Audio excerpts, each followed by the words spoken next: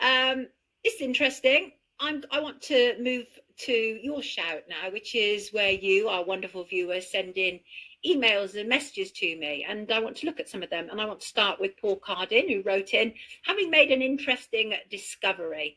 And let me just show you this. If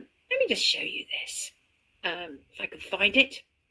Let me see if I can find it up here. Is it up here? No. So the interesting discovery that Paul had made. Paul, I want to find a picture to accompany. Here it is.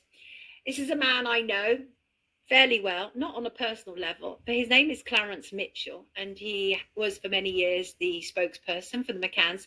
And Paul discovered that Clarence is now a Reading Borough Tory councillor. Now, what's interesting about that is Clarence Mitchell is featured in my documentary about the media and the McCanns, and I doorstepped him on the night when he was hoping to get into Parliament, and that was when he was in Brighton. So clearly, the Tories are very, very keen for Clarence Mitchell, who was one of the first BBC journalists on the scene following the murder of Jill Dando.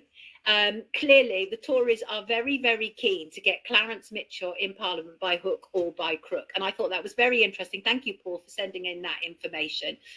And Clarence Mitchell doesn't so much act as a spokesperson for the McCanns these days. But I'm sure if there's any big news story that comes up and they need somebody to talk, he'll do it for them.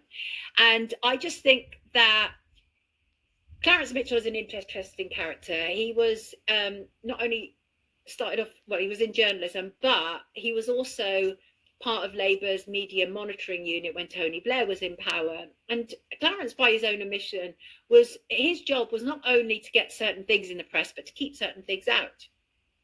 He was very well connected. I upset a lot of people when I doorstepped this man, a lot of people. I lost work. And so extremely well connected, not so much so now these days. And I just find it interesting that they're so keen to get him into power that they've moved him from attempting Brighton, which was never going to happen because Brighton is like a Green Party stronghold, to Reading. Interesting.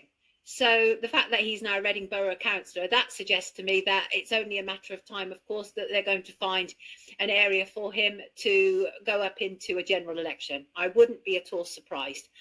And by the way, I was just approached recently by a journalist who has been commissioned to write a new book on the McCanns.